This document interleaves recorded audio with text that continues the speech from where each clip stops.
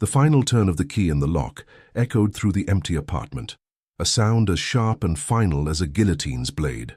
Elena stood motionless in the barren hallway, the stale air tasting of dust and finality. The landlord's harsh words still hung in the air, though he was long gone, his footsteps having faded down the concrete stairs.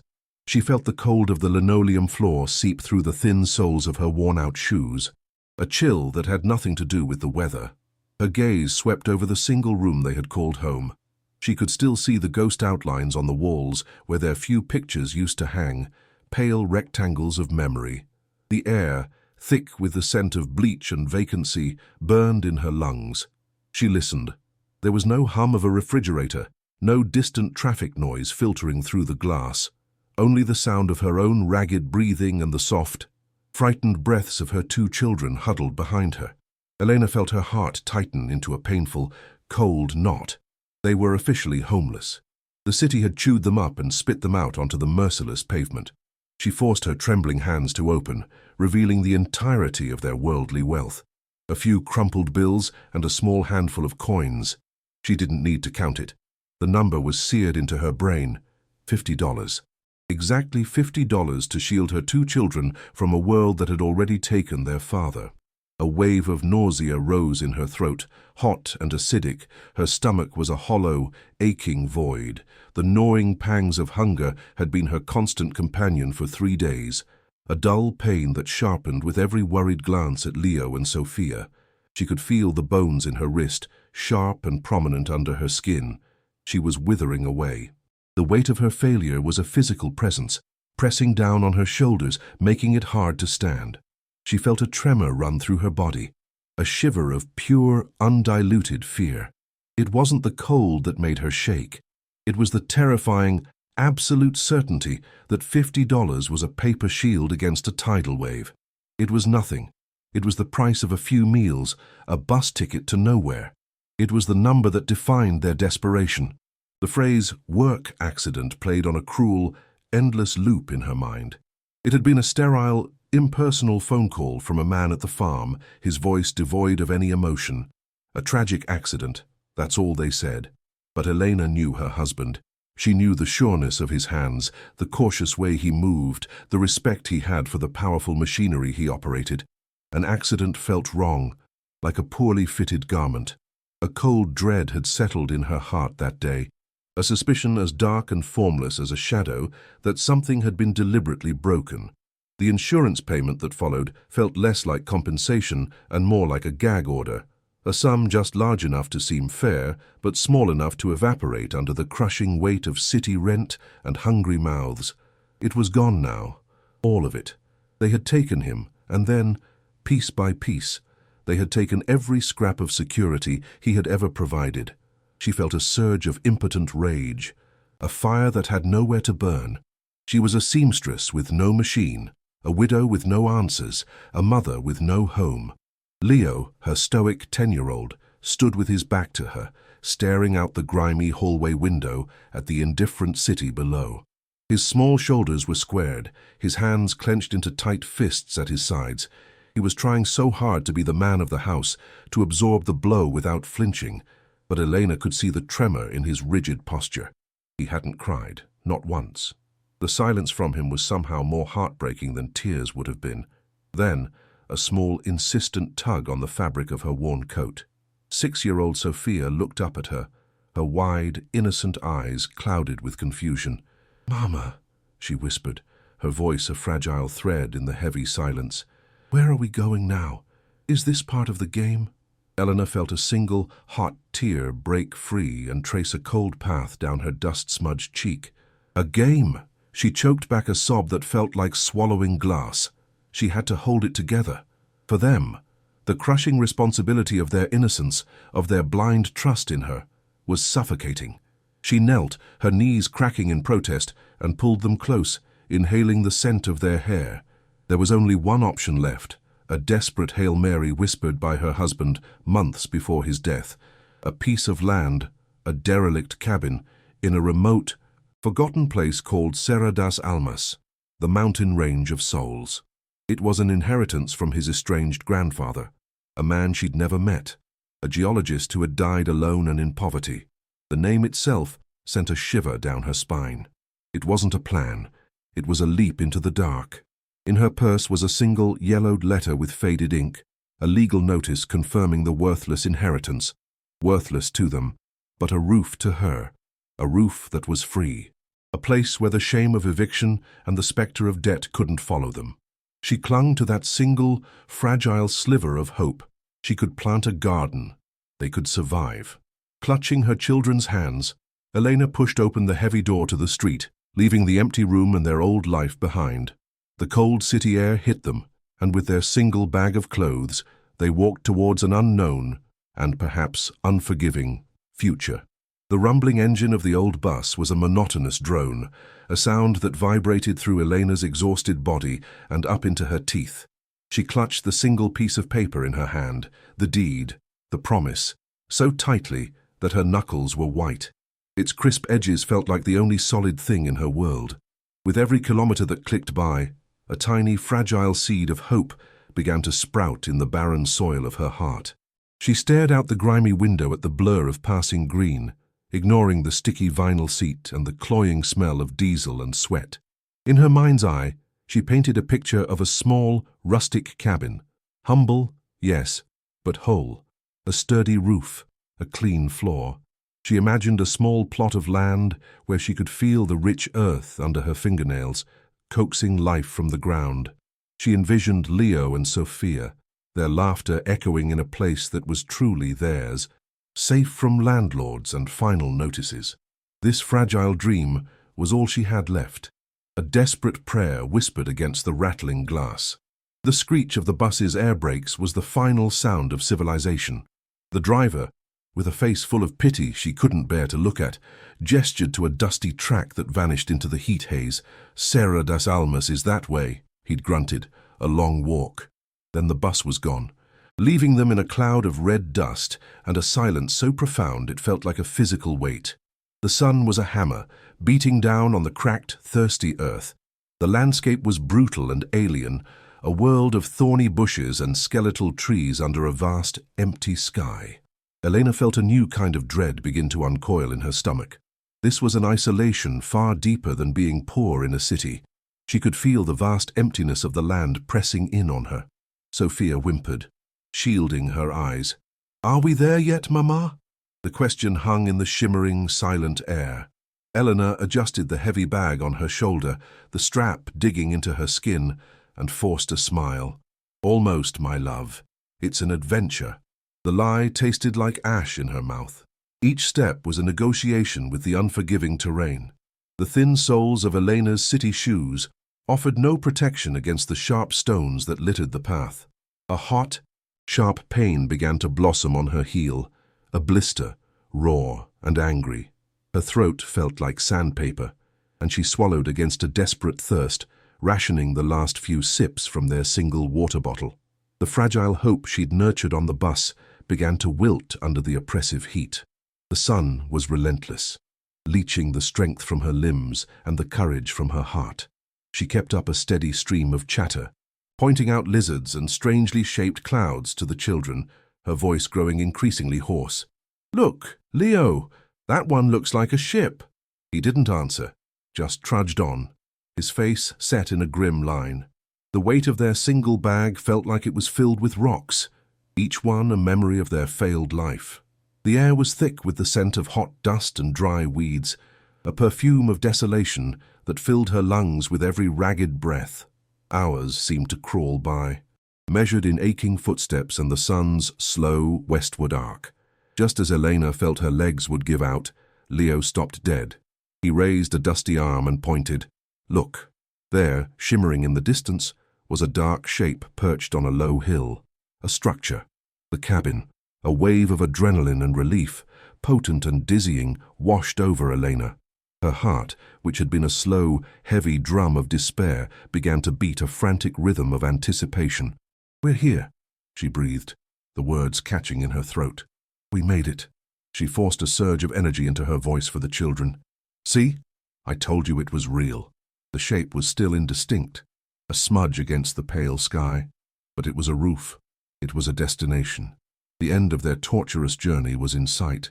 For a moment, the pain in her feet and the scorching thirst were forgotten, replaced by the singular, desperate focus of a marathon runner spotting the finish line. They were almost home.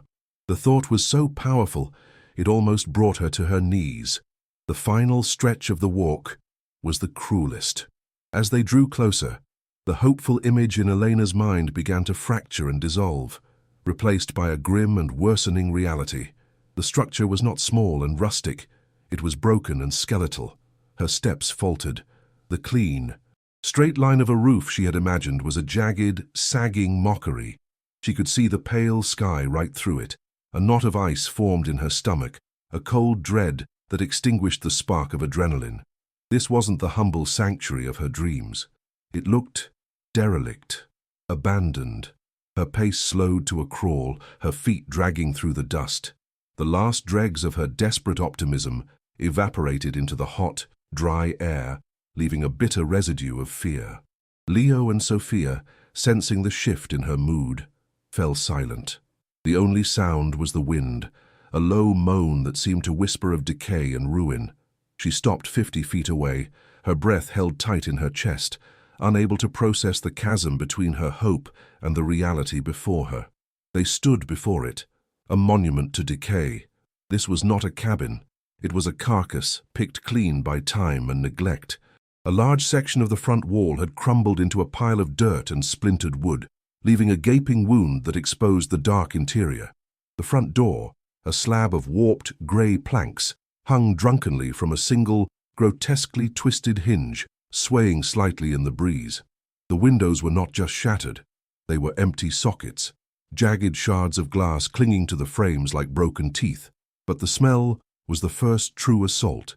It hit them like a physical blow, a thick, putrid miasma of rot, damp earth, and years of animal filth. It was the smell of death and utter abandonment. Elena felt her stomach clench violently. The hope she had clung to for days, the single light in her darkness, was brutally snuffed out. This wasn't a new beginning. It was a grave.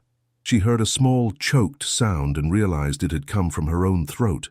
The journey hadn't ended. It had brought them to hell. Hesitantly, as if entering a tomb, Elena pushed the groaning, crooked door. It scraped against the floor, a sound that set her teeth on edge, before swinging open into near darkness. The interior was a landscape of pure devastation. A thick, suffocating blanket of grey dust, matted with years of fallen leaves and desiccated animal droppings, coated every conceivable surface. The floor was a minefield of rotted, broken planks, some of which had given way entirely, revealing the dark earth beneath. In the far corner, the source of the ruin was obvious. A huge section of the roof had caved in completely. A massive pile of sodden timbers, mud and debris lay where a bed or table might once have stood. A single, weak shaft of afternoon light pierced the gloom through the hole, illuminating a slow, hypnotic dance of dust motes. The air was so stale and heavy that breathing felt like an effort. A sob, thick and painful, lodged itself in Elena's throat, making it impossible to speak or even think. Elena's senses were screaming. She instinctively reached out to steady herself against a wall, and her fingers sank into something soft and slimy. She snatched her hand back with a gasp of revulsion, a greenish-black film clinging to her skin. The smell of mold was overpowering, a damp, fungal odor that seemed to cling to the back of her throat. Then she heard it, a dry, frantic skittering sound from the darkest corner of the room, followed by another. Rats. The sound sent a jolt of pure animal fear through her, making the hairs on her arms stand on end. Her heart began to hammer against her ribs, a frantic drumbeat of terror. She could smell their sharp ammoniac scent cutting through the general stench of decay. It was at that moment that Sophia's composure finally broke. A high, thin wail of terror erupted from the 6-year-old, a sound that was pure, undiluted fear. It sliced through the suffocating silence of the cabin, a blade of sound that seemed to shatter what little remained of Elena's own control. This was a lie. The word hammered in Elena's mind with the force of a physical blow. The letter, the deed, the entire concept of an inheritance. It was all a bitter, cruel deception. This wasn't a home. It was a health hazard. It wasn't shelter. It was a collapsing trap. The fragile fantasy she had constructed, of a small garden, of children playing in the sun, of a life rebuilt from ashes, crumbled into dust before her eyes. The sheer injustice of it all ignited a spark of white-hot rage deep within her gut, a rage that momentarily burned through her despair. She was furious at her husband for dying and leaving her with this mess. She was furious at his estranged grandfather, this ghost who had bequeathed them nothing but a pile of rotting wood and false hope. And she was furious at a universe that could be so relentlessly, creatively cruel, kicking her again and again when she was already down. The cabin wasn't a gift.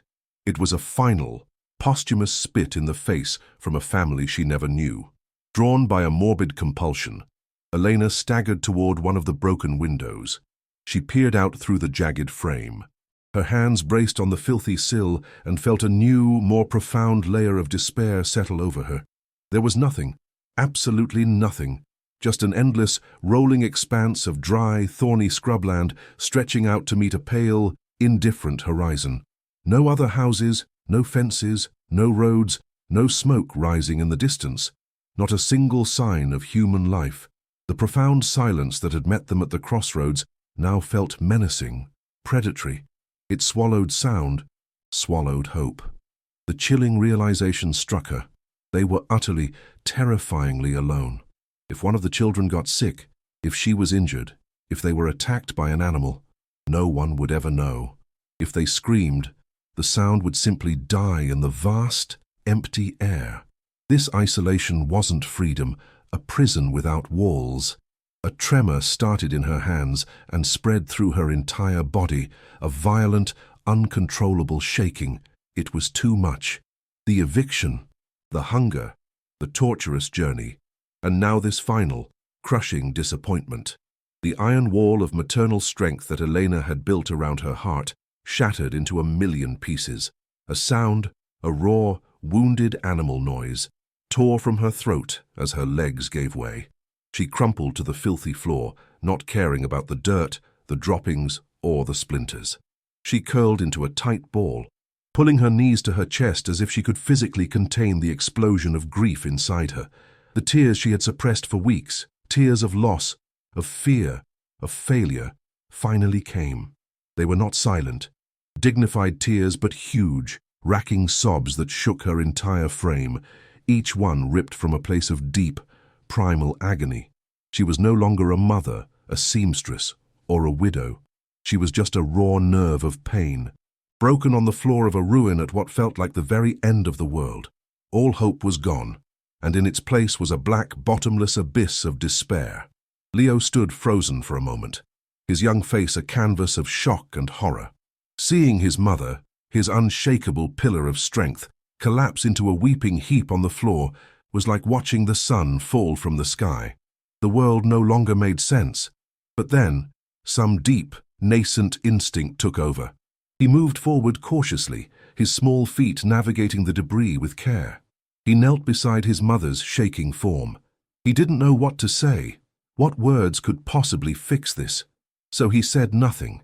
Instead, he reached out a small, trembling hand and placed it gently on her shoulder. The gesture was tentative but firm. It was an act of profound, heartbreakingly premature maturity. The boy trying to comfort the woman who had always comforted him. He was trying to take on the role of the man of the house, not with bravado, but with a quiet, desperate empathy. That small, warm hand on her back was a silent message. I'm still here. The touch pierced through Eleanor's wall of grief, bringing with it a fresh, agonizing wave of guilt. Sophia, her own terrified sobs momentarily forgotten, watched her brother approach their mother. At 6 years old, she couldn't grasp the full scope of their predicament, the financial ruin, the crushing isolation, but she understood the language of emotion perfectly. She felt her mother's despair like a physical coldness in the room. Her safe, predictable world, already shaken by the loss of her father and their home, had just been utterly annihilated. Seeing her mother broken was the most terrifying thing she had ever witnessed. Timidly, she crawled across the filthy floor, her small body trembling. She burrowed herself into Elena's side, pushing her face deep into the fabric of her mother's worn coat as if she could hide from the terrifying reality of the room. Her tiny frame shook with quiet, hiccuping sobs, her tears soaking into the cloth. Instinctively, Elena's arms, which had been wrapped around herself, loosened and came around her daughter, pulling her tight. The primal need to shield her child was the only reflex that could penetrate her own misery. As Elena held her two weeping children, a new and far more immediate fear began to cut through the fog of her despair. She noticed the light in the room was changing. The single shaft of sun piercing the ceiling was now a weak, orange gold, and the shadows in the corners were deepening, stretching like grasping fingers. Night was coming. The thought sent a jolt of cold, sharp terror through her. They had nothing. No candles, no lantern, not even a match to attempt a fire. The temperature inside the ruin was already dropping, a damp chill seeping up from the earthen floor. A gust of wind whistled through a broken window pane, a low, mournful howl that sounded like a living thing. The skittering sounds from the shadows, the rustling of unseen creatures, seemed to grow louder and more confident in the encroaching darkness. This hovel wasn't just a symbol of their failure, it was an active threat. The night would bring cold, darkness, and whatever creatures called this ruin home. They were exposed, vulnerable, and utterly unprepared. Elena clutched her children, their combined warmth a tiny, pathetic defense against the growing cold. Her gaze swept across the single, decaying room, a prison of rot and filth. She looked at Leo's stoic, terrified face and Sophia's tear-streaked cheeks, and a final, brutal understanding settled in her soul like a block of ice. She had made a catastrophic mistake. Being evicted in the city, with its crowds and its indifference, had been terrible. But there, at least, possibilities existed. A shelter, a soup kitchen, the charity of a stranger. There were options, however humiliating. But here there was nothing. Only the vast, uncaring wilderness and a collapsing shack that offered more danger than refuge. She had spent their last $50 not on a chance at a new life, but on a one-way ticket to a slower, colder, more terrifying end. She hadn't led them out of a crisis. She had led them into the jaws of a trap. The last flicker of hope was gone, replaced by the cold, heavy certainty that this was it. This was rock bottom, and she had no idea how they would survive the night. The first night in the cabin was a descent into a primal state of fear. Elena and the children huddled together on the cleanest patch of floor they could find. A single thin blanket their only shield against the creeping, damp cold that seemed to radiate from the very earth. Every sound was magnified in the oppressive darkness. The wind moaned through the broken windows, a low, mournful howl that sounded like a tormented spirit. Outside, the rustle of unseen things in the dry scrub sent fresh waves of terror through Elena. Her heart hammered against her ribs, a frantic, painful rhythm. She could hear the dry, frantic skittering of rats in the corners, their tiny claws scraping against the wood. She pulled Leo and Sophia closer, their small, warm bodies a fragile comfort. She closed her eyes, but sleep was an impossible luxury. Her every nerve was alight, her body rigid with the exhausting, ceaseless vigilance of a cornered animal. She was trapped in a tomb of rot and decay, and the night was alive with things that crawled and whispered. Sometime in the deepest, most silent hour of the night, a new sound began. It was faint, almost imperceptible at first, easily mistaken for the wind, but it was different. It was rhythmic, methodical, a soft, dry swoosh, followed by a pause, then another swoosh. It was a sweeping sound, as if someone, somewhere in the darkness of the single room, was calmly and deliberately sweeping the floor. A spike of ice-cold adrenaline shot through Elena's veins. Her breath caught in her throat, a strangled gasp. She strained her ears, praying she was imagining it, that her exhausted mind was playing tricks on her. But the sound continued, steady and unnerving. Swoosh, pause, swoosh, pause. It was too regular to be an animal, too faint to be a person. A new and terrible thought formed in her mind. They were not alone. The dread was so absolute, so paralyzing. that she felt a wave of nausea rise, hot and acidic. The rats were one thing. This was something else entirely, something unnatural. Terror, pure and undiluted, consumed her. Her first instinct was to scream, but the sound died in her throat, choked off by a fear so profound it was physical. She did the only thing a mother could do. She moved silently, pulling the thin blanket completely over their heads, creating a dark, suffocating tent. She wrapped her arms around Leo and Sophia, pressing their faces into her side, her own body a trembling, inadequate shield against the unknown. "Shh," she whispered, her voice a ragged thread of sound, though the children were already fast asleep, oblivious. Under the blanket, the air was hot and stale, smelling of fear and unwashed bodies, but it was a world she could control. Outside their fragile shelter, the sound continued its placid, terrifying rhythm. Swoosh, swoosh. It felt like an eternity that she lay there, her muscles locked, her ears straining, listening to the impossible sound of an invisible hand methodically cleaning the ruin around them. The first hint of dawn was a weak grey light that filtered through the hole in the roof, a reprieve so welcome it almost made Elena weep with relief. The sweeping sound had stopped as mysteriously as it had begun. Slowly, cautiously, she lifted a corner of the blanket. The cabin was still a portrait of devastation, but the monstrous shadows of the night had receded, replaced by the familiar squalor. Her body ached with a deep, cellular exhaustion from the lack of sleep and the rigid terror that had held her captive for hours. Leo and Sophia were still curled against her, their faces peaceful in slumber. She felt a pang of guilt for her own terror. She had to be stronger for them. Forcing her stiff, trembling limbs to move, she crawled out from under the blanket. She needed to see.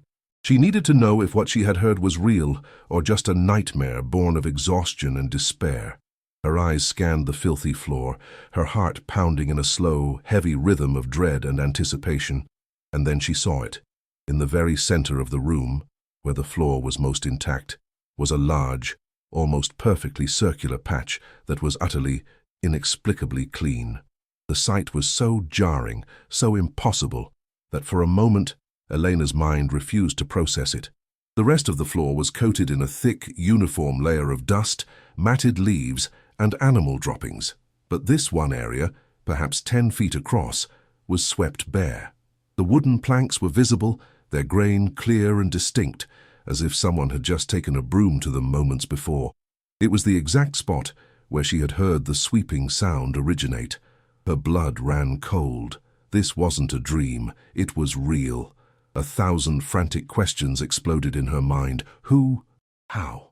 Why? The mystery was so profound, so terrifyingly absurd, that it momentarily eclipsed her despair. A new kind of fear took root in her heart, a fear mixed with a bewildering, chilling curiosity. The ruin wasn't just abandoned, it was haunted by a secret. The second night was a trial of courage Elena was not sure she could endure. As the sun began its descent, casting long, distorted shadows across the desolate landscape, a palpable dread settled over the cabin. Elena spent the afternoon trying to make the space livable, clearing a small corner of the worst debris, her hands raw and dirty, but her mind was consumed by the approaching darkness and the return of the sound. She tried to rationalize it. A peculiar draft, a loose branch scraping the outside wall. She took a heavy, splintered timber from the collapsed section of the roof and wedged it against the crooked door, a futile attempt to barricade them against the night. She told the children it was a game, to keep the night monsters out. As she lay down with them, her body was a taut wire of anxiety. She listened to the wind begin its mournful song, her ears straining for the other, more terrifying sound she knew was coming.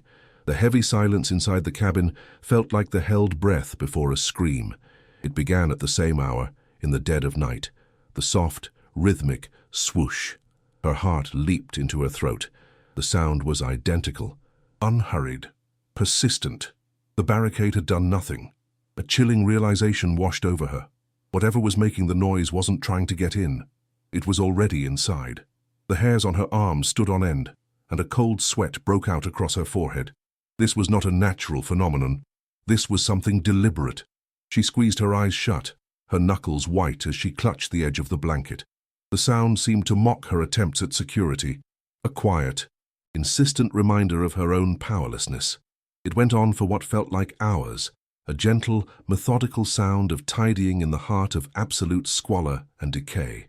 The sheer wrongness of it all was what terrified her the most.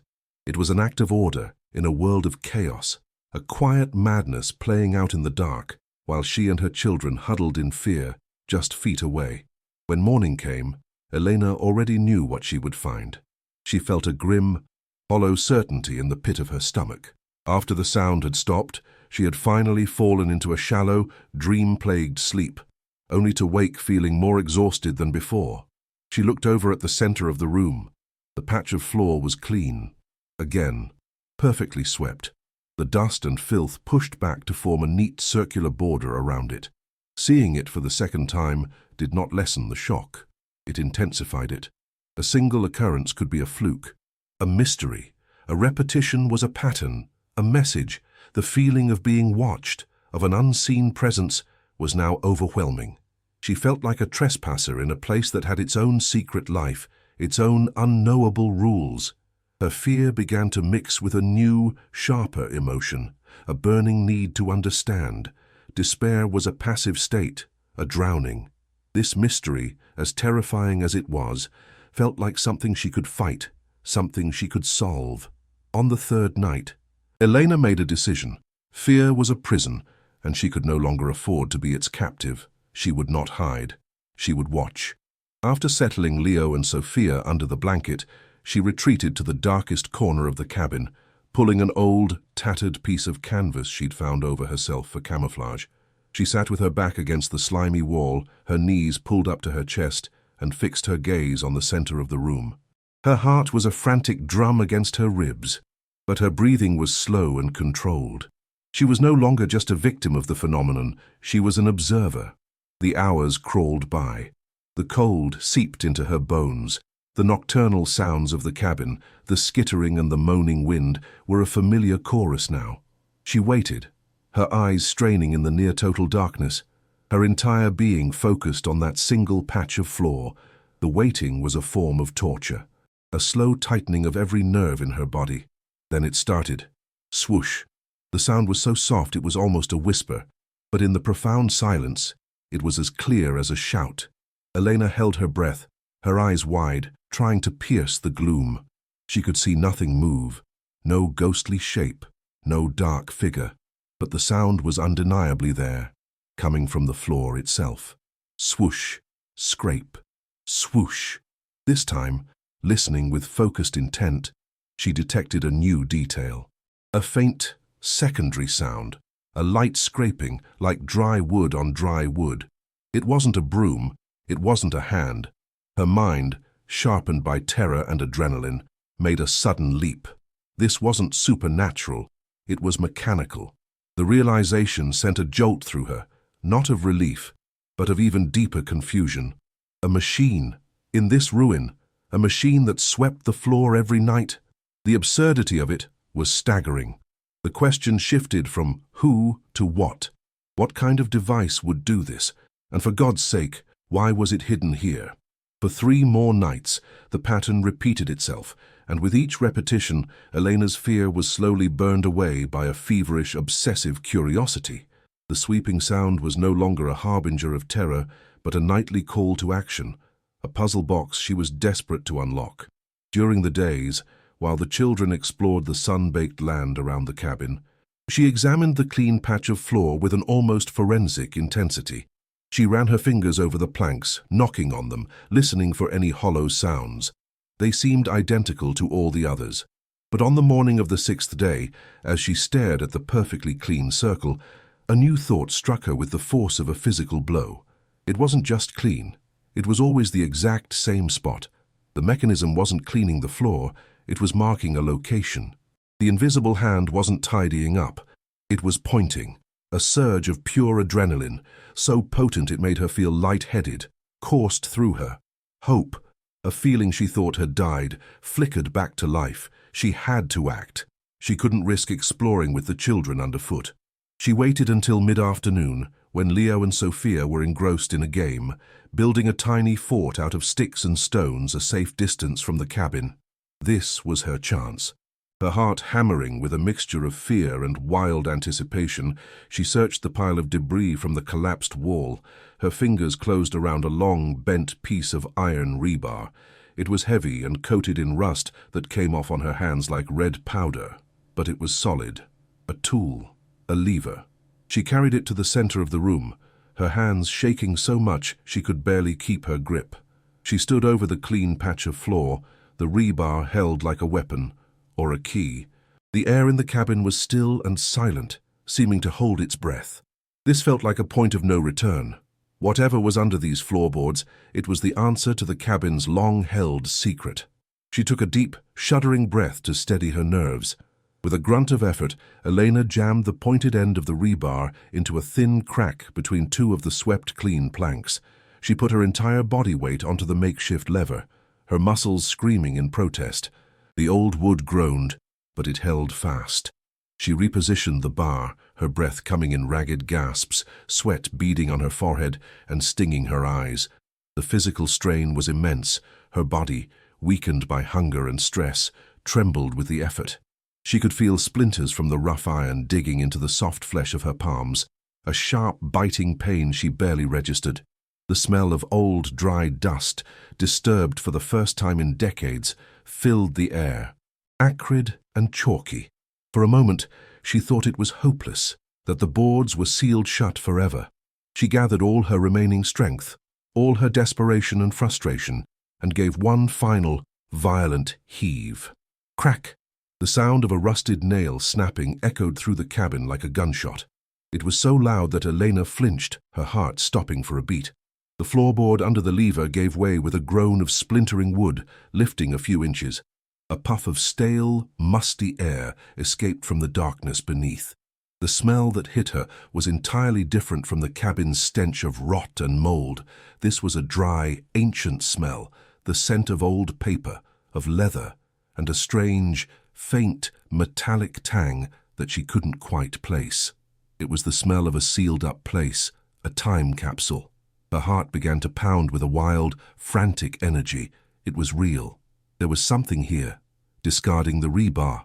She fell to her knees and wedged her raw fingers into the gap, pulling with all her might. The board came loose with a final, screeching protest. She worked feverishly now, her earlier caution forgotten in a blaze of adrenaline. One by one, she pried up the adjoining planks, her hands bleeding, not caring about the pain. The opening grew wider, revealing a dark, square cavity beneath the floor, and nestled perfectly within it was a box. It wasn't a wooden chest, as she might have imagined, but a heavy, rectangular container made of a dull, grey metal. It was about 2 feet long and a foot wide, its surface cool and strangely dense to the touch. It had no lock, just a heavy, close-fitting lid. She recognized the material from her husband's descriptions of his work with industrial equipment. It was lead, a lead-lined box. Her mind reeled. Why would anyone go to the trouble of building a hidden compartment and lining a box with lead?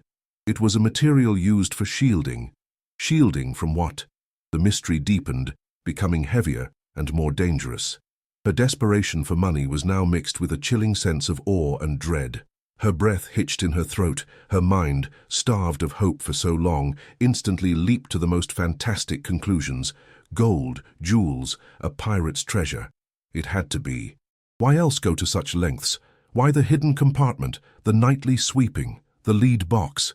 It was the only explanation that made sense. This had to be the answer to their prayers, a secret fortune left by the eccentric old man. Her hands trembled as she reached for the lid.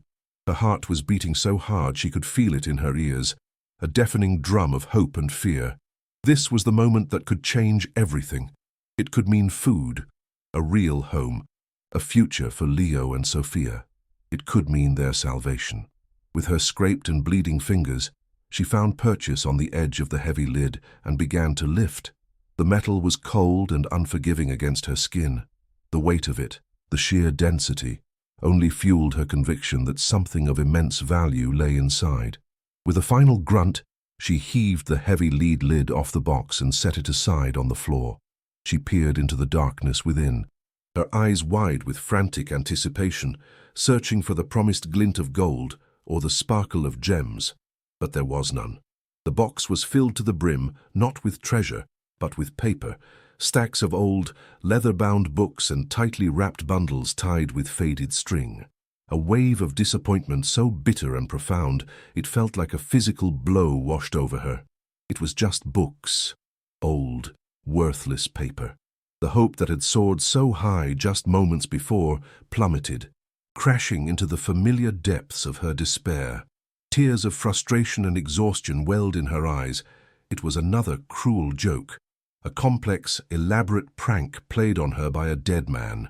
The entire mystery, the sleepless nights, the terror, the physical effort, all for nothing but a box of dusty, forgotten records. The unfairness of it all was a fresh wound on her already broken spirit. She almost slammed the lid shut in anger, but something stopped her. A flicker of her earlier curiosity refused to be extinguished. She had come this far. She had to know what was so important about this paper that it needed to be hidden so securely. With a sigh of resignation, she reached in and lifted out the topmost volume. It was a heavy, ledger-style book, its dark leather cover cracked with age. The spine was unlabeled. She opened it. The pages were filled with columns of neat, meticulous handwriting. It was an accounting ledger. She saw dates, stretching back 50 years, columns for quantities, listed in kilograms and tons, and columns for payments. It was all so mundane. Her disappointment deepened. It was just old business records. She was about to toss it aside when a name in the payment column caught her eye. It was the name of a powerful, long-dead politician from the region, a man whose family still held immense influence. Why was he being paid? A new sense of unease crept over her. This was not just a simple record of accounts. She put the ledger aside and dug deeper into the box. Beneath the stack of ledgers was a large, heavy roll wrapped in a sheet of what looked like oilskin to protect it from moisture. Her fingers, clumsy with a mixture of renewed curiosity and dread, fumbled with the old, brittle string that held it closed. It snapped. She carefully unrolled the bundle on the dusty floor. The paper was thick and stiff, crackling in protest as she flattened it out. They were maps, a series of large, incredibly detailed geological survey maps of the entire Serra das Almas region. They were covered in complex contour lines, symbols for different rock types, and dense, handwritten notes in the same meticulous script as the ledgers. It was the work of a professional, a geologist, like her husband's grandfather. Her eyes scanned the dense information, trying to make sense of the strange symbols and technical jargon. Most of it was meaningless to her. But then her gaze fell upon one of the maps, the one that depicted the immediate area around the cabin. It was covered in more notes than the others, with diagrams and calculations scribbled in the margins. Her finger traced the lines, following a series of markings that spiraled inward towards a single central point. That point was marked with a large, bold X, and next to the X, in clear, block letters, was a single, chilling word, cabine. Her heart stopped.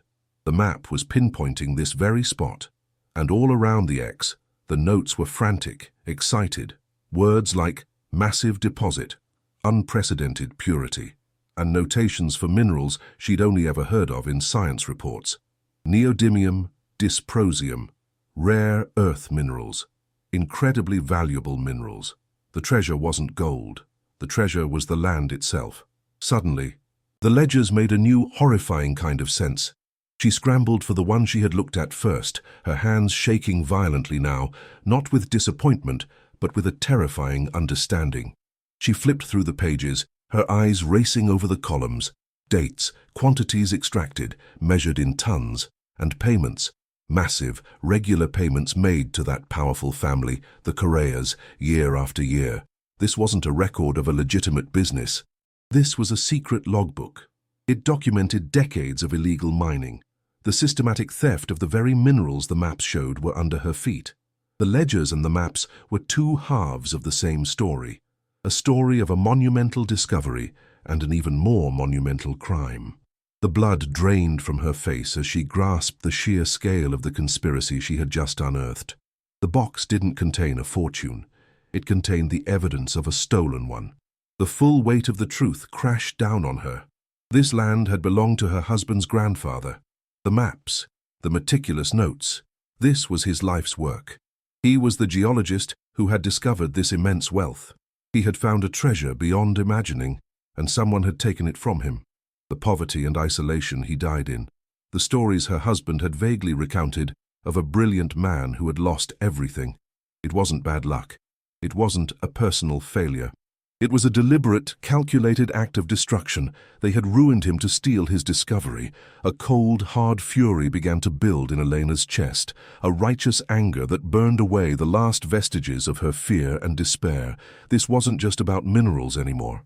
This was about a stolen life, a stolen legacy. And the man who had suffered this injustice was her own family, her son's great-grandfather. And then she understood the sound, the nightly sweeping. It wasn't a ghost. It wasn't magic. It was a machine, a simple, ingenious, heartbreakingly clever machine. She scanned the dark corners of the ceiling until she saw it, a long, thin branch attached to a pivot near the hole in the roof.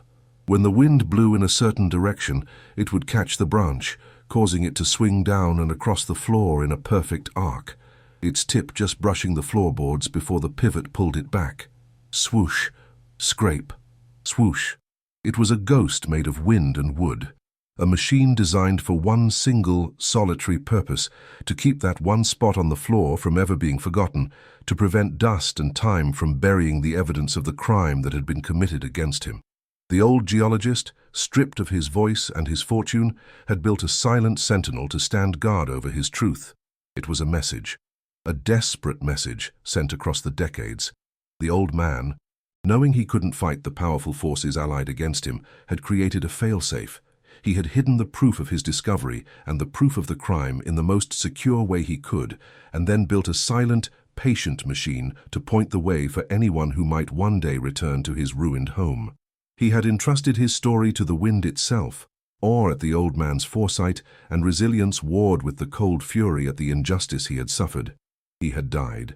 But his creation had lived on, performing its single, solemn duty every night, sweeping away the dust of years, waiting for someone to finally understand its silent language and unearth the secret it protected so faithfully. Elena felt a profound connection to this man she had never met, a shared sense of defiance against the cruelty of the world. Elena sat on the filthy floor amid the scattered maps and open ledgers, the last rays of the setting sun casting a blood-red light through the broken window. The cabin was silent. The wind had died down, and the sweeping mechanism was still. But the room was no longer empty to her. It was filled with the presence of the old geologist, with the weight of his story, with the gravity of the secret she now held. She was no longer just a destitute widow. She was the inheritor of a terrible truth. In her hands, she held documents that could destroy one of the most powerful families in the state. She held proof of a crime that spanned generations.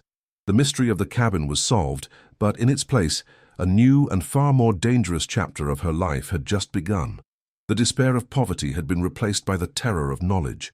She had found the truth, and she had a chilling certainty that the people who had buried it once would kill to keep it buried.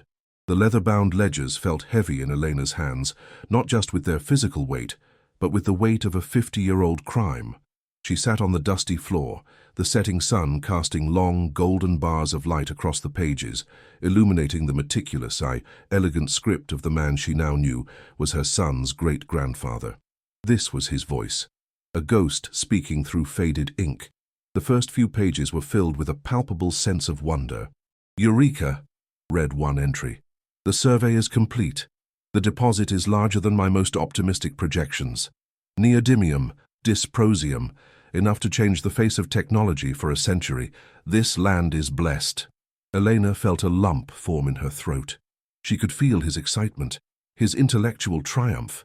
She ran her fingers over the brittle paper, the scent of old paper and dried ink filling her nostrils. It was the smell of a dream before it had turned into a nightmare. She felt a profound and aching connection to this ancestor, a man of science and vision whose spirit still lingered in the very dust of this ruin. She turned the pages, her heart a slow, heavy drum of anticipation. A new name appeared. Met with the elder Correa today, a man who moves as if he owns the very air he breathes. The entry detailed an initial offer to buy the land, an offer the geologist politely refused. He sees only the money, the grandfather wrote. I see a legacy for my family, a resource for our country, to be managed with care and respect. He does not understand. I will not sell. Elena's heart swelled with a fierce, protective pride.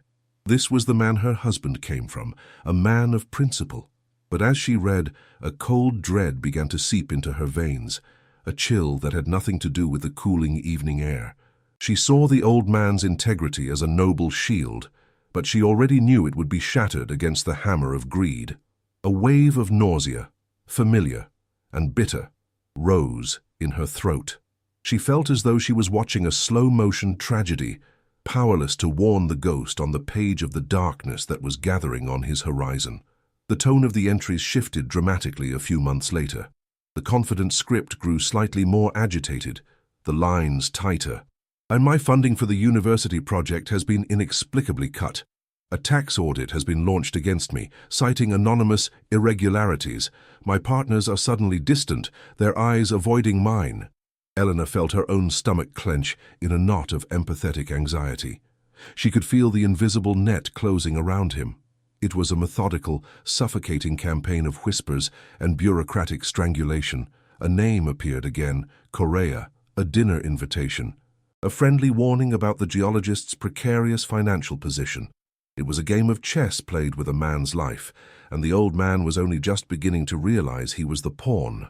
Elena felt a surge of impotent rage. This was not a business dispute. This was a hunt. The pages were a map of the slow, systematic destruction of a good man's life, and she was tracing the path of his ruin with her trembling fingers. The final journal was smaller. Its pages stained and warped as if by tears. The writing was now a barely legible scrawl. Framed, one entry screamed from the page. They planted the artifacts, called me a fraud, a thief of national heritage. The police, they were his men. My name is destroyed. My career is over. My wife cannot bear the shame. Elena had to stop reading, a choked sob escaping her lips. She could feel the crushing weight of his despair, the agony of a man stripped not only of his discovery, but of his very identity. It was a murder of the soul. The Correa family had not just stolen his land, they had stolen his name, his honor, his past, and his future. The cold fury in Elena's chest was now a white-hot fire. The injustice was so profound, so absolute, it felt like a physical poison in the air of the cabin. She looked at the meticulous maps, the years of brilliant work, and then back at the broken words of a ruined man. This was the true legacy of the Correa family, a legacy built on lies and destruction. In the last few entries, a new tone emerged, not hope, but a grim, unyielding defiance. I will not let them win, he wrote. This cabin will be my fortress and my tomb, but the truth will not die with me. He then detailed his plan with a chilling clarity.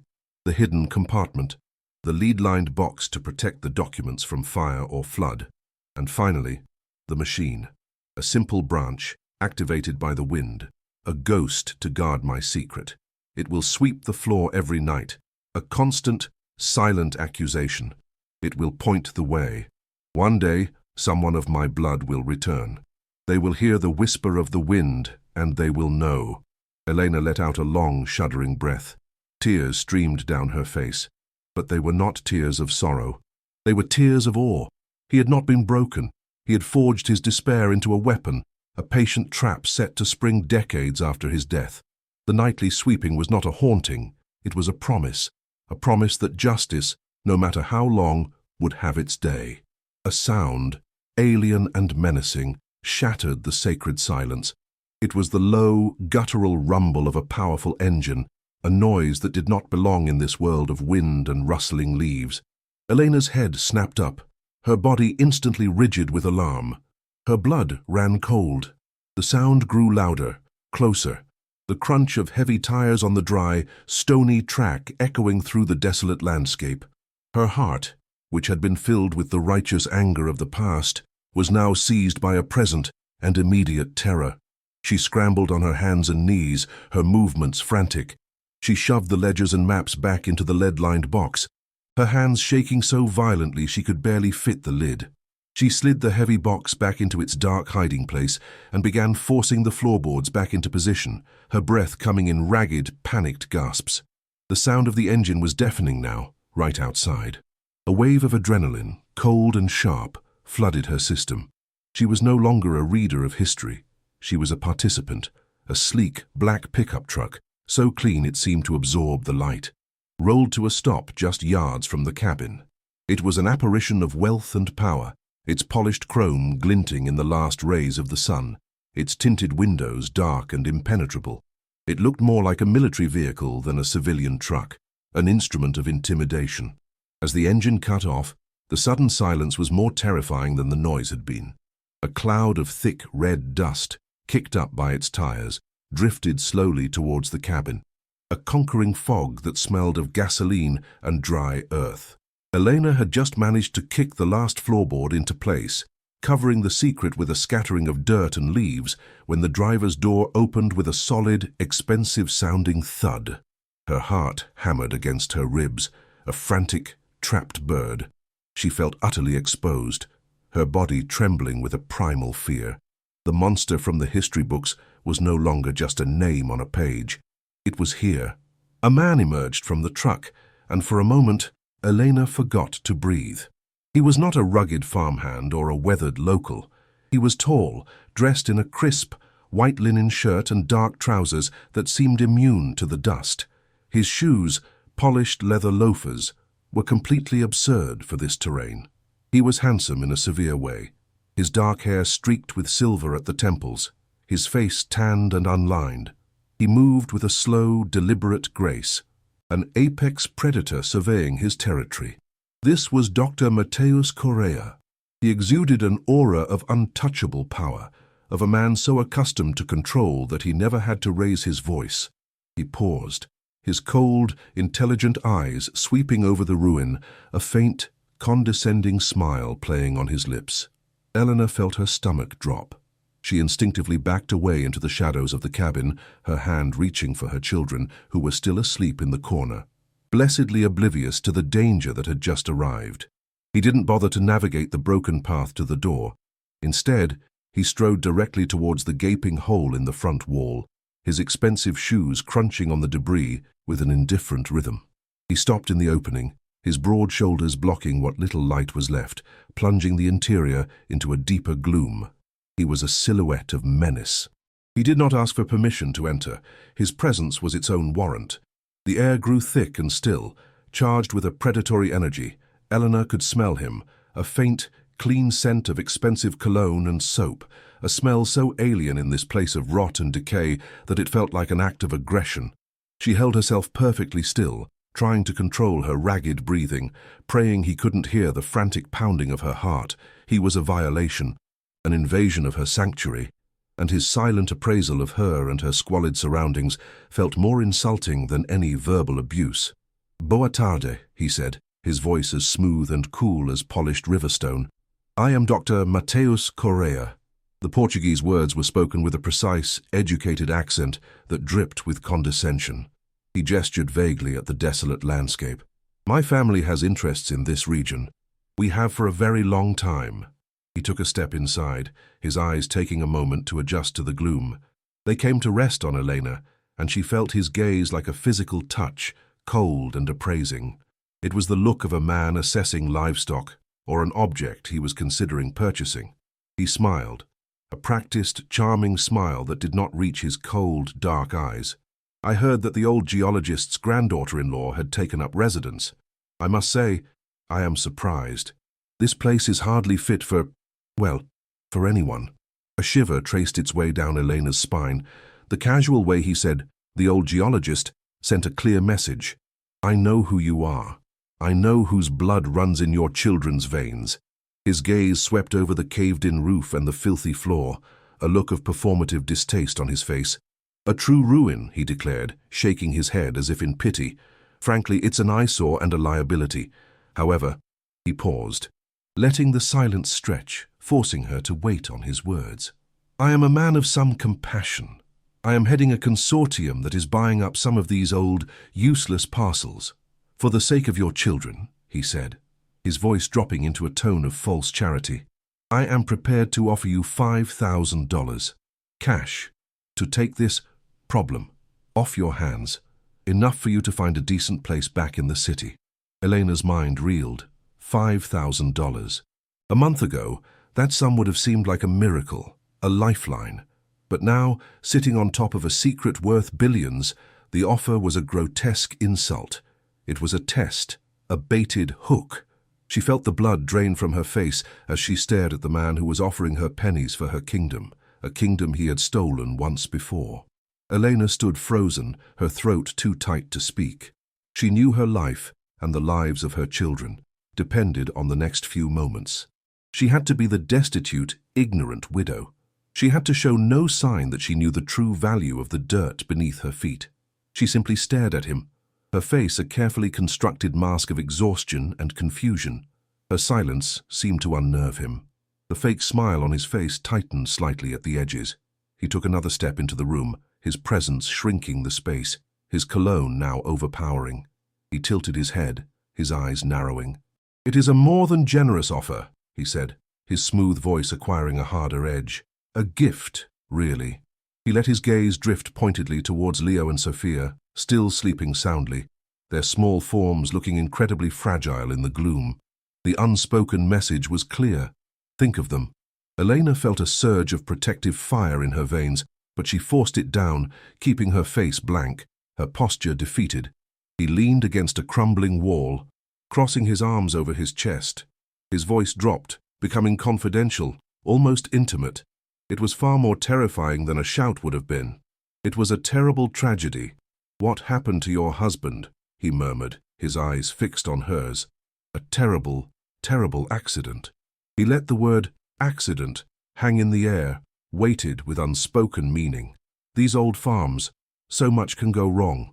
A moment of inattention, a piece of faulty machinery.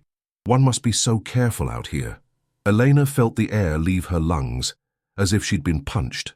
This was it, the veiled confession, the confirmation of the fear that had been a cold stone in her gut since the day her husband died. He wasn't talking about a farm accident, he was talking about murder. He was telling her, without saying the words, that he had killed her husband, and he was proud of it. The truth was a physical blow, so stunning that the room seemed to tilt around her. His voice became a soft, venomous whisper that slid into her ear like a splinter of ice. This region, Senora, he continued, pushing himself off the wall and taking one step closer. It is a very dangerous place. He looked around the ruined cabin, his lips curling into a semblance of a smile. There are snakes, other animals. There are desperate men who pass through. His eyes, cold and dark as a reptile's, locked onto hers again. It is no place for a woman to be alone, especially a woman with two such beautiful, healthy children. The threat was no longer veiled. It was naked. It was a promise. He was telling her that the same fate that befell her husband, the same fate that befell the old geologist, was waiting for her and her children. He was telling her that he held the power of life and death in this valley, and that she was completely at his mercy. A tremor of pure, animal terror shot through Elena's body, so violent she had to clench her fists to stop her hands from shaking. Dr. Correa seemed satisfied by the terror he saw in her eyes. He reached into his pocket and produced a crisp, white business card, placing it on a splintered wooden crate near the doorway. "Think about my very generous offer," he said, his voice returning to its smooth, businesslike tone. He gave her one last, chillingly empty smile before turning his back and striding out of the cabin. The sound of his footsteps crunching on the debris faded, replaced by the solid slam of a truck door and the roar of the powerful engine coming back to life. Elena stood rigid, listening until the sound of the truck disappeared into the vast, indifferent silence of the Serra das Almas. She was alone again, but the cabin no longer felt like a sanctuary of secrets. It felt like a tomb. She looked at the business card. then at her sleeping children. The choice before her was impossible. She held the truth, a weapon that could bring justice, but wielding it could bring certain death. What would you do? Would you take the money and flee, buying your children's safety with a lie? Or would you risk everything to fight a monster, for a legacy written in blood and stone? The silence that Dr. Correa left behind was more menacing than his voice. It was a thick, suffocating vacuum, filled only by the frantic hammering of Elena's own heart and the soft, innocent breaths of her sleeping children. The crisp white business card on the crate seemed to glow in the gloom, a tiny rectangle of paper that held the power of life and death. $5,000. The number was a mockery, a spit in the face of the billion-dollar secret buried beneath her feet. But it was also the price of safety. It was a bus ticket away from this place, away from this man. The thought was a tempting poison. She could take the money, disappear back into the anonymity of the city, and her children would live. They would be poor, but they would be safe. A wave of nausea, cold and sharp, rose in her throat. Her body trembled uncontrollably. This wasn't a choice between wealth and poverty. It was a choice between justice and survival, and the cost of either felt like an amputation of the soul. A violent shiver racked her body. The threat against her children had not been veiled. It had been a promise, delivered with a chilling smile. He had murdered her husband. The thought, no longer a suspicion, but a certainty, was a shard of ice in her gut. He had killed him for getting too close to this secret, and now she was standing directly on top of it. He would not hesitate to do it again. She looked at Leo and Sophia, their small faces so peaceful in sleep, and felt a surge of animalistic fury so potent it momentarily burned away her fear. She could not run. She could not sell their birthright, their legacy of truth, for a handful of blood money. The old geologist had not built his silent machine for her to surrender. He had built it for her to fight.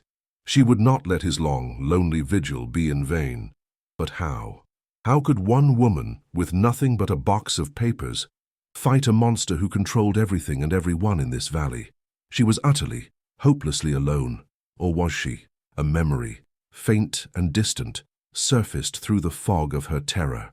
On that first, grueling walk from the bus stop, she had seen it.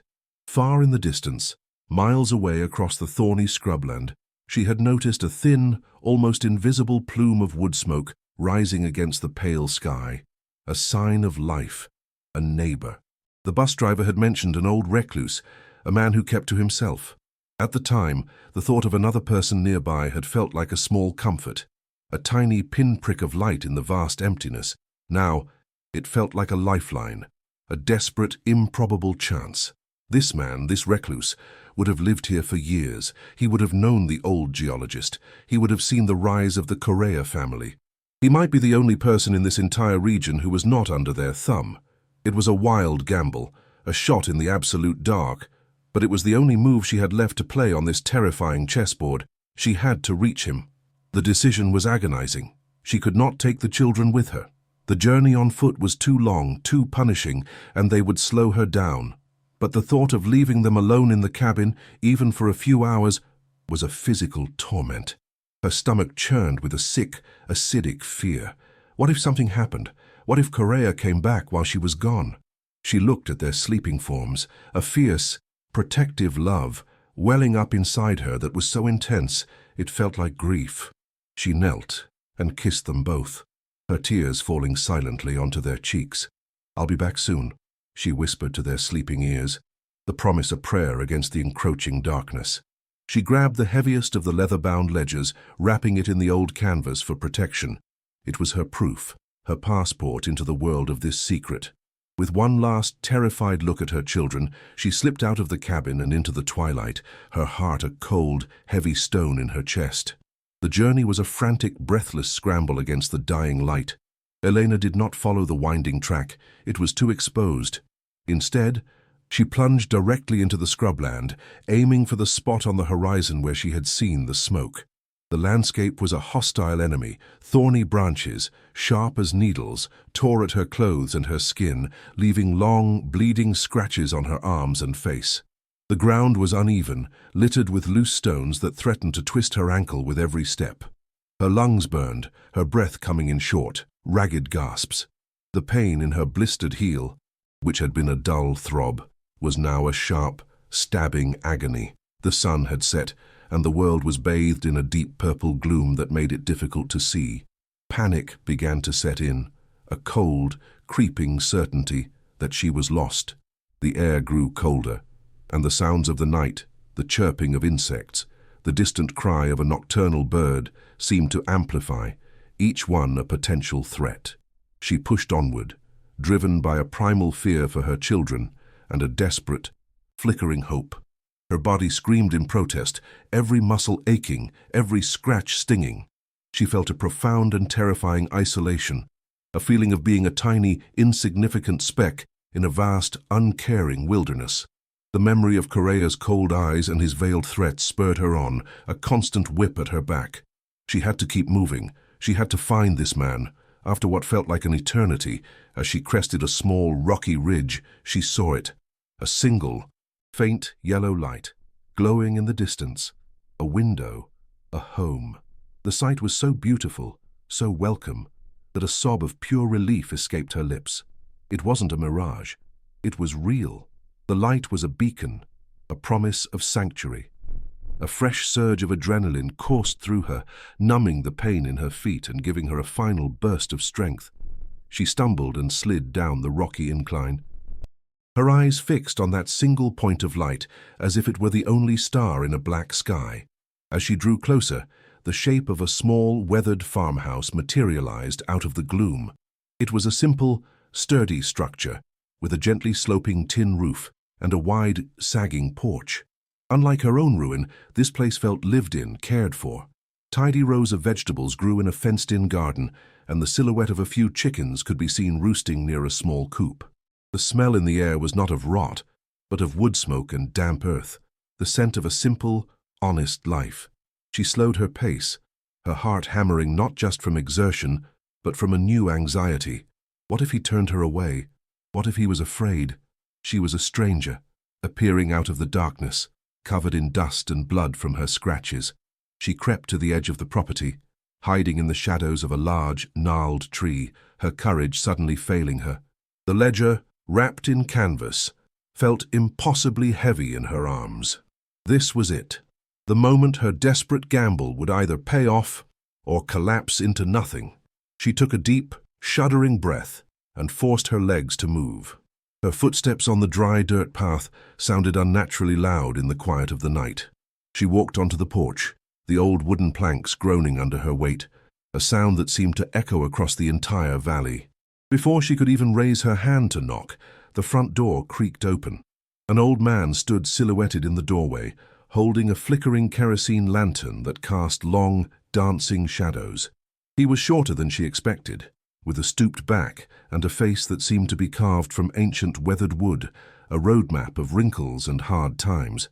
He held an old shotgun, its barrel pointed casually towards the floor, but his grip on it was firm. His eyes, pale and watery in the lantern light, were filled with a deep, ingrained suspicion. They were the eyes of a man who had learned long ago that the world was a dangerous place and that strangers who appeared in the night were rarely a cause for celebration. "What do you want?" His voice was a low, gravelly rasp, rough from disuse. It was not an unkind voice, but it was wary, guarded. Elena's own voice was a dry, cracking whisper. "My name is Elena. My children and we've moved into the old geologist's cabin." She saw a flicker of something in his eyes at the mention of the cabin, recognition and something else, fear. His knuckles whitened on the stock of the shotgun. "That's a fool place to be," he grunted. "You should leave, tonight." His reaction, the immediate warning, confirmed her desperate hope. He knew something was wrong with that land. "I can't leave," she pleaded, her voice gaining a desperate strength. "Please, I need your help. I know about the land. I know what's under it." His eyes narrowed, his suspicion hardening. "I don't know what you're talking about, woman. Go away. I don't want any trouble." He started to close the door, the precious sliver of light beginning to vanish. "Wait!" The word was a desperate cry ripped from her throat. "Please!" With trembling hands, She fumbled with the canvas wrapping, her fingers clumsy with haste and fear. She pulled out the heavy leather-bound ledger. "Look," she said, holding it out to him. "An offering, a plea. I found this, hidden, under the floor." The man froze, his hand on the door. He leaned forward, his watery eyes squinting at the book in the flickering lantern light. He didn't need to open it. He recognized the shape of it, the feel of it. A look of profound, heart-stopping shock washed over his weathered features, erasing the suspicion and replacing it with a dawning horror. His jaw went slack, and the shotgun in his hand lowered slightly. He stared at the book, then at Elena's desperate, pleading face, and then back at the book. A long, shuddering breath escaped his lips, a sound of grief and disbelief. It was the sound of a ghost from a past he had tried to bury for 50 years, suddenly appearing on his doorstep. Without another word, he stepped back and gestured her inside with a trembling hand. The interior of the farmhouse was a single, clean room, dominated by a large stone fireplace where embers still glowed faintly. The air was warm, smelling of coffee, wood smoke, and old books. It felt like a sanctuary, a pocket of warmth and safety in the cold, dangerous world. He placed the lantern on a sturdy wooden table and gestured for her to sit. He moved with the slow, deliberate motions of the very old, his hands shaking slightly as he took the ledger from her and placed it on the table as if it were a holy relic. He stared at its cover, his gnarled fingers tracing the worn leather. "Silvano," he said, his voice now a quiet, sorrowful murmur. "My name is Silvano." He finally looked up at her, his eyes filled with a deep, ancient sadness. "I prayed I would never see one of these again," he whispered. "I was his friend. The geologist. I was his only friend at the end." Eleanor felt a wave of relief so powerful it almost made her dizzy. She had been right. He was the one, the keeper of the story. She began to speak, the words tumbling out in a frantic, desperate torrent. She told him everything, the nightly sweeping, the discovery of the hidden compartment, the maps, the ledgers, and finally, the visit from Dr. Mateus Correa. She described his handsome face, his cold eyes, his condescending offer, and his final, chilling threat against her children. As she spoke, Silvano listened without interruption, his face a mask of grim resignation. He nodded slowly, as if she were simply confirming the details of a nightmare he had already lived through 100 times. The story was not a surprise to him. The only surprise was that the proof had finally, after all these years, been unearthed. When she finished, a heavy silence fell over the room, broken only by the soft ticking of an old clock on the mantelpiece and the sigh of the wind outside. "I knew this day would come," Silvano said, his voice heavy with a lifetime of fear. "I knew that old fox had a plan. He was the most brilliant man I ever knew, and the most stubborn." He ran a trembling hand over his face. "The Correa family. They are not just criminals, Senora. They are a poison in the soil of this land. The father, the one who destroyed your husband's grandfather, he was a monster of greed. But the son, Mateus..." Silvano shuddered, his eyes dark with a fear that was fresh and immediate. "The son is worse. He is cleverer, more ruthless. He doesn't just want the money. He enjoys the power. He enjoys the fear." He looked at Elena, his gaze filled with a terrible pity. "You have not just found evidence of a crime. You have uncovered the very heart of their darkness. They will not let you walk away with it. They will not make that mistake twice." Elena's blood ran cold. "What do you mean, twice?" she asked, her voice barely a whisper. Silvano looked down at his gnarled hands, unable to meet her gaze. The silence in the room deepened, becoming heavy and suffocating. The ticking of the clock seemed to grow louder, each tick a hammer blow of dread. "Your husband," Silvano finally said, his voice thick with a grief that felt fresh. "He was a good man, so much like his grandfather, curious, principled." He took a deep, shuddering breath. "He didn't die in an accident, Senora."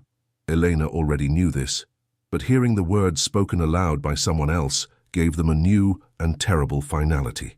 Her heart seized in her chest, a knot of pure, cold agony. Silvano finally raised his head, and she saw tears glistening in his old, weary eyes. The final piece of the puzzle was about to click into place, and she felt a primal dread.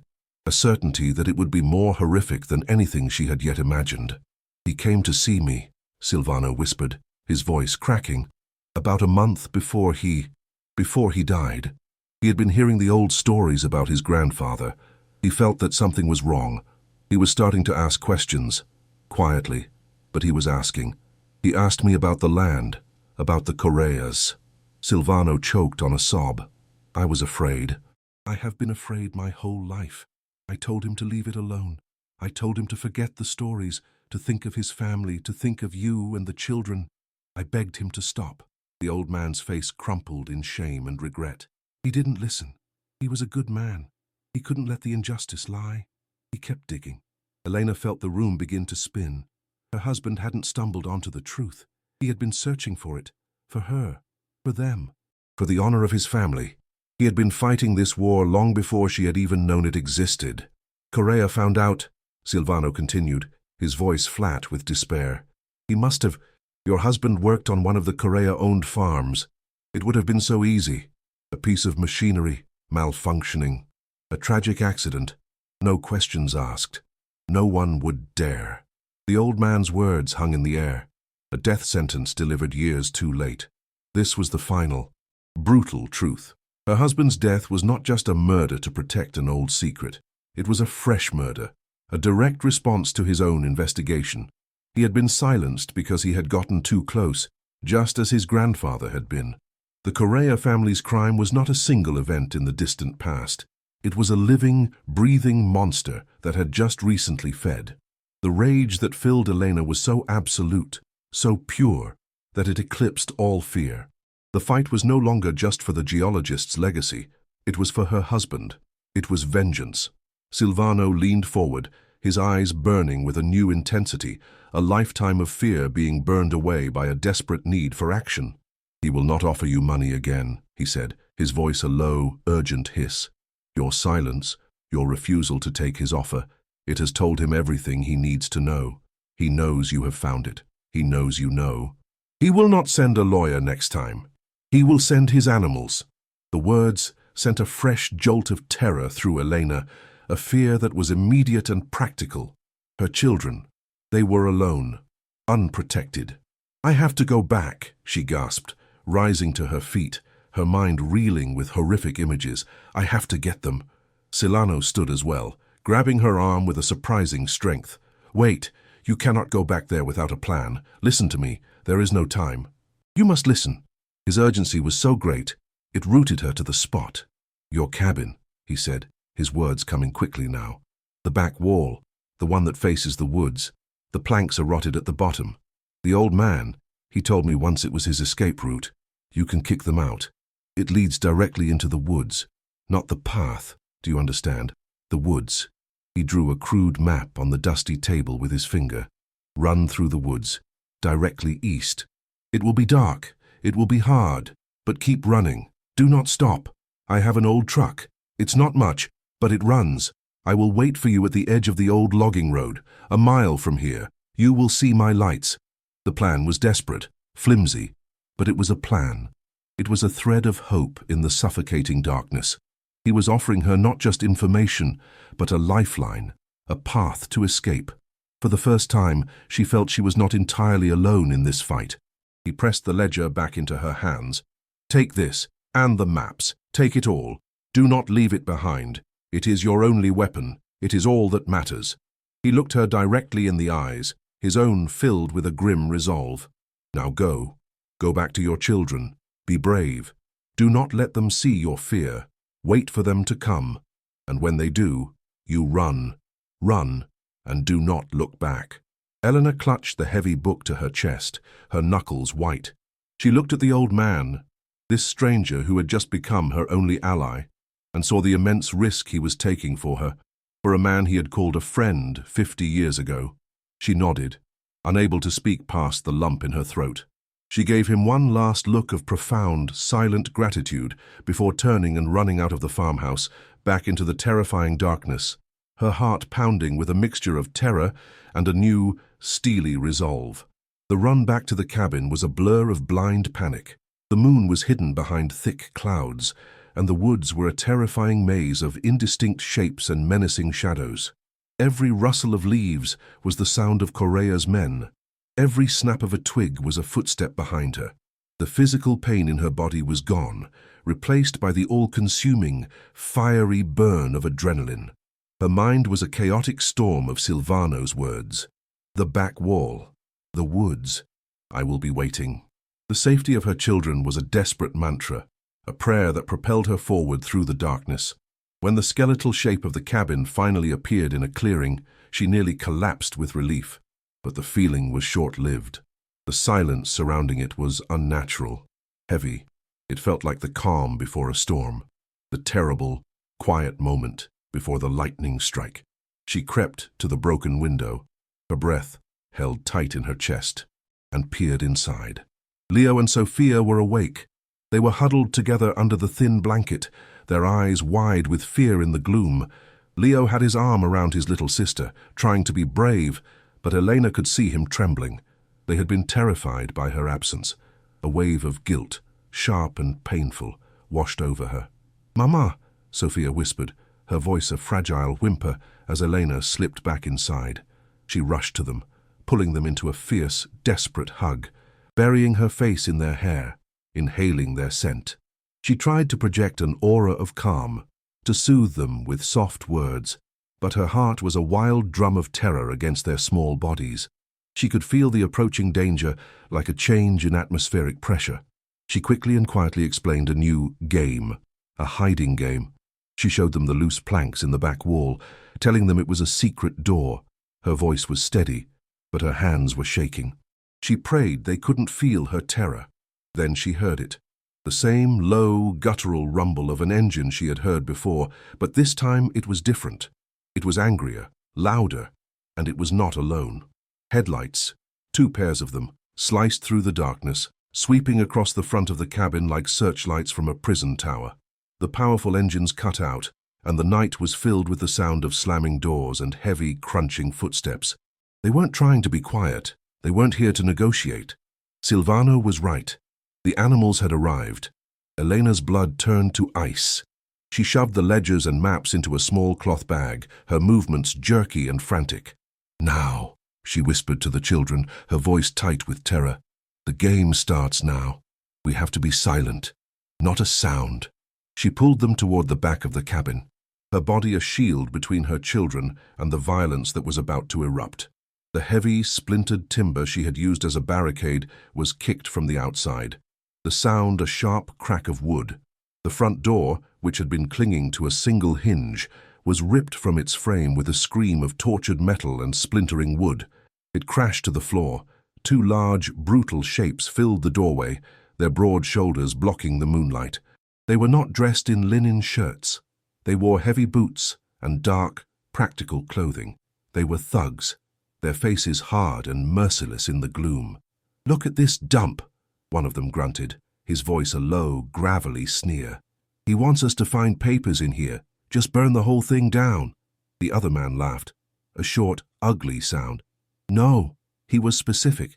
"Find the box, find the papers, and then convince the woman to leave. Permanently." The casual cruelty in his voice, the complete lack of humanity, made Elena's stomach clench. These men were here to kill them. They were here to erase them. She could smell the cheap liquor on their breath from across the room, a sour, menacing odor. One of the men produced a powerful flashlight, its bright white beam cutting through the darkness and pinning them against the back wall. "Well, well, look what we have here," he said, the light lingering on Elena and the terrified faces of her children. Leo, with a courage that shattered Elena's heart, stepped slightly in front of his sister. The man chuckled. "Family's all here. Makes it easy." He took a menacing step forward. "The boss made you a very nice offer, lady. You should have taken it. Now, things get unpleasant. Just give us the box his grandfather hid, and maybe we'll just break your legs instead of your neck." The other man began to tear the room apart, kicking over the debris, his movements filled with a casual, brutal violence. He ripped the blanket from the floor, throwing it against the wall. They were enjoying this. They were enjoying the terror they were creating. It was a sport for them. The man with the flashlight was distracted for a single, crucial moment as his partner let out a shout of frustration, kicking a pile of rubble. The bright beam of the flashlight moved away from them, sweeping across the room as the man looked toward his partner. This was it. This was their only chance. "Now!" Elena hissed, her voice a sharp, urgent whisper. She didn't hesitate. She grabbed a loose piece of timber from the floor and, with a surge of adrenaline-fueled strength, slammed it against the rotted planks of the back wall. The wood, already weakened by years of decay, splintered and broke with a loud crack. It wasn't a clean opening, but it was big enough. A dark, gaping hole that led to the blackness of the woods outside, a gateway to their escape. The two men spun around, their faces masks of surprise and anger, caught off guard by the sudden, decisive action. "Hey!" one of them shouted, swinging the flashlight beam back towards them, but it was too late. Elena shoved Leo through the hole first. "Run, Leo! Run to the light!" "Don't look back!" she screamed. He stumbled but found his footing and disappeared into the darkness. She then picked up a sobbing, terrified Sophia and pushed her through the opening, right behind her brother. The men were charging across the room now, their heavy boots thundering on the wooden floor, their shouts echoing in the small space. Elena threw the bag containing the ledgers and maps through the hole, praying it would land safely. She scrambled through the jagged opening, just as one of the men reached her, his fingers grazing the back of her ankle. She kicked free with a desperate cry and fell onto the cold earth outside, the sharp pain of splinters digging into her skin barely registering. She was out. They were out. She didn't waste a second. She grabbed her children's hands and pulled them into the deep woods. The darkness was absolute, a black, suffocating blanket. "Stay with me," she gasped, her lungs on fire. Behind them, she could hear the angry shouts of the men and the crash of them trying to follow through the narrow hole. Thorns and branches tore at them, a constant, whipping punishment. Sophia was crying, her sobs lost in the sound of their own frantic footsteps and panicked breaths. "I can't see, Mama," Leo cried, his voice tight with fear. "You don't have to see," Elena gasped, pulling them along. "Just run. Run towards the lights." They were running blind, fueled by pure terror, stumbling over roots and rocks, their only guide a dead man's desperate plan and the word of a single, new-found friend. The sounds of pursuit grew louder. The beams of the henchmen's powerful flashlights cut through the trees behind them, dancing wildly as they searched. The men were crashing through the undergrowth, their curses carrying on the night air. They were closer, too close. Eleanor's legs felt like lead, her body screaming with exhaustion and pain. She risked a glance over her shoulder and saw the lights bobbing, gaining on them. A wave of despair washed over her. They weren't going to make it.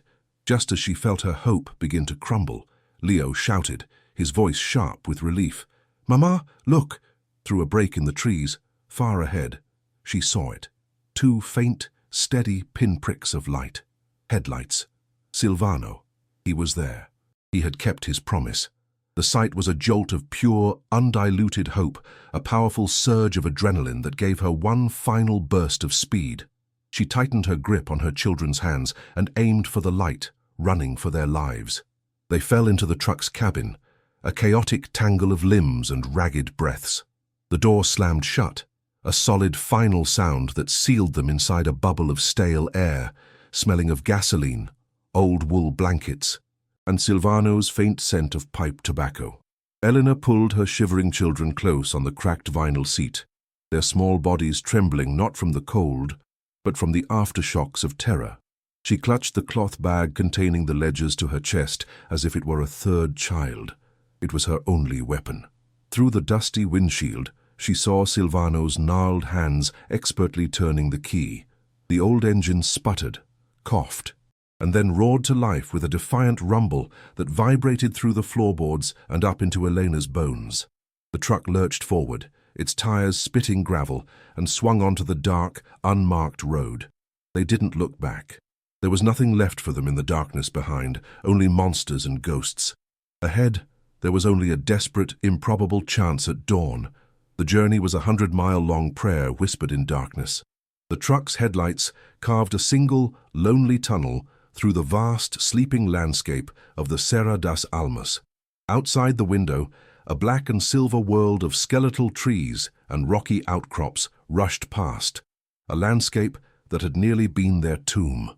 Inside the cab, the only sounds were the drone of the engine and the soft and exhausted breaths of the children, who had finally succumbed to a deep, twitching sleep in the back, piled under a rough blanket. Silvano drove in a grim, focused silence for the first hour. Then he began to speak, his voice a low, gravelly murmur. He told her about the man they were going to see, a human rights attorney in the capital, known only by his reputation, a man the corrupt politicians called O Dragon, the Dragon. He had a history of taking on impossible cases and breathing fire on the powerful. He was their only hope, a legendary figure Silvano was staking their very lives on finding. The first grey light of dawn found them on the outskirts of the state capital. The transition was jarring, a violent shift from the organic darkness of the wild to the harsh, electric glow of the city. Towering buildings of concrete and glass clawed at the sky, indifferent and imposing.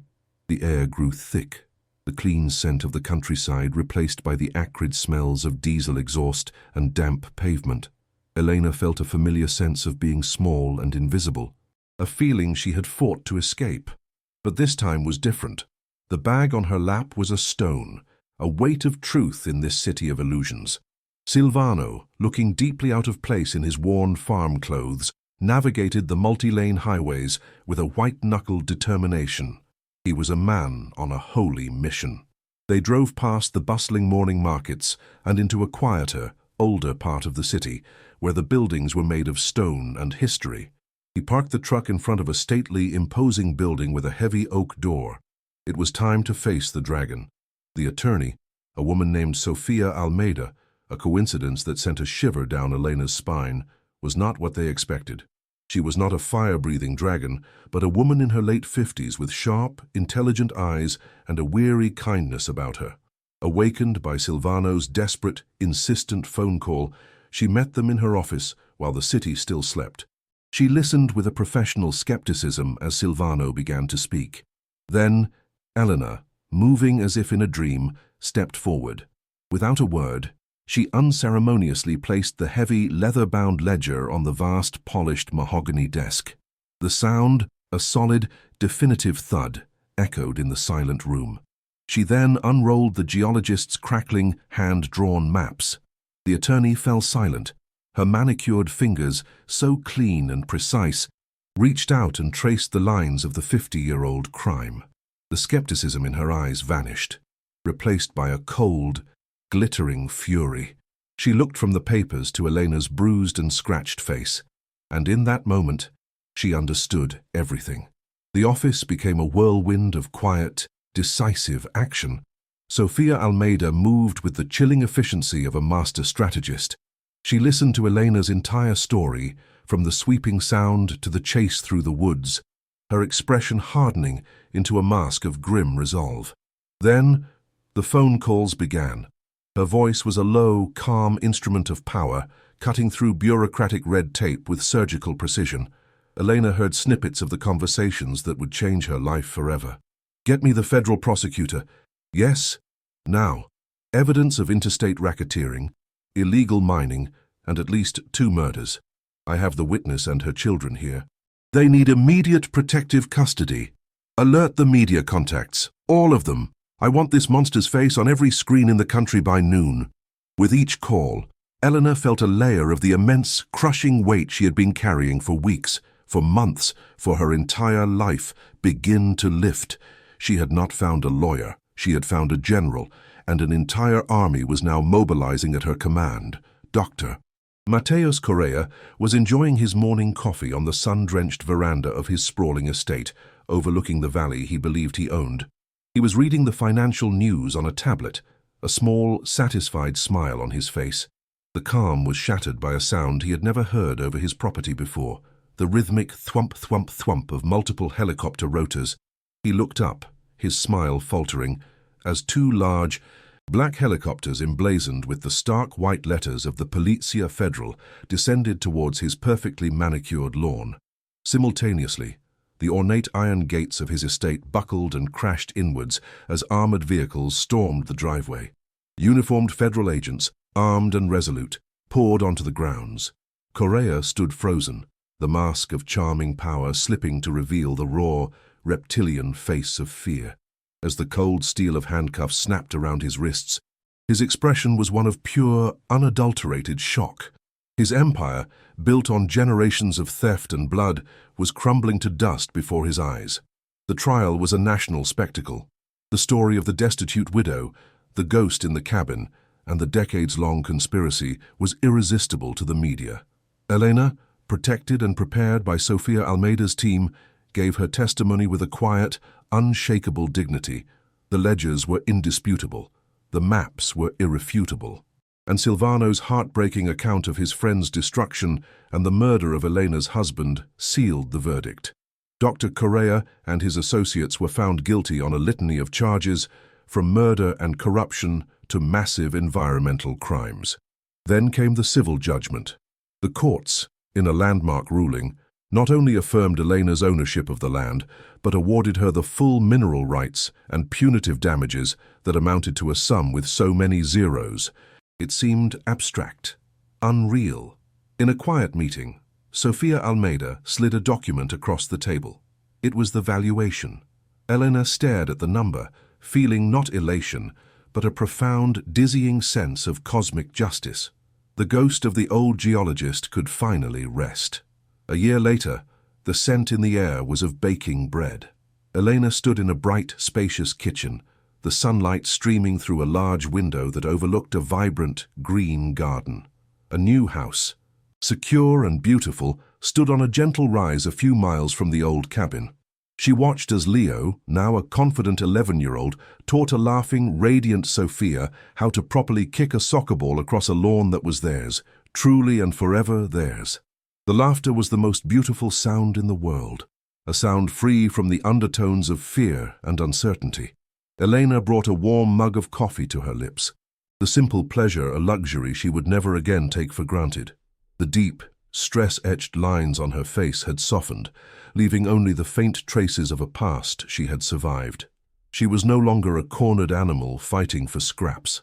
She was a woman standing in the warm sun of her own life, a life she had reclaimed from the darkness. She was home. She did not forget where she came from. With a portion of her immense wealth, she established the Fundação Terra e Verdade, the Land and Truth Foundation, in her husband's name, a powerful legal aid organization dedicated to fighting for the rural poor against corporate land grabs and corruption. It was a shield for others like her, a way to give voice to the voiceless. The old broken cabin was not torn down. At great expense, it was encased in a minimalist glass structure, preserving it exactly as she had found it, a permanent monument to their struggle. The silent, wind-driven branch, the ghost that had guarded the truth, was still there, a centerpiece in the exhibit.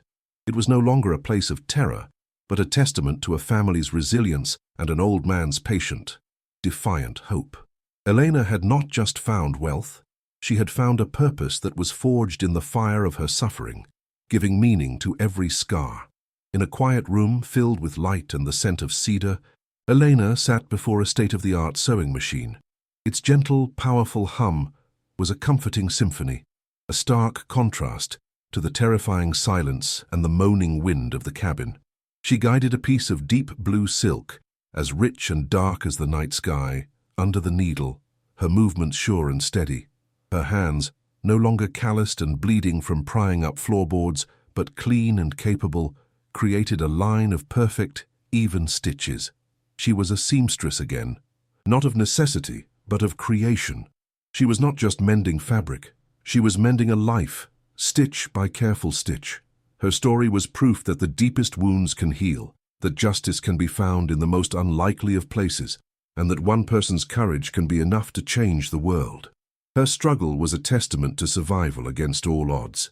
If you believe that stories of justice are worth telling and that the human spirit is unbreakable, subscribe to our channel and ring the bell for notifications. You won't want to miss the next story we have for you.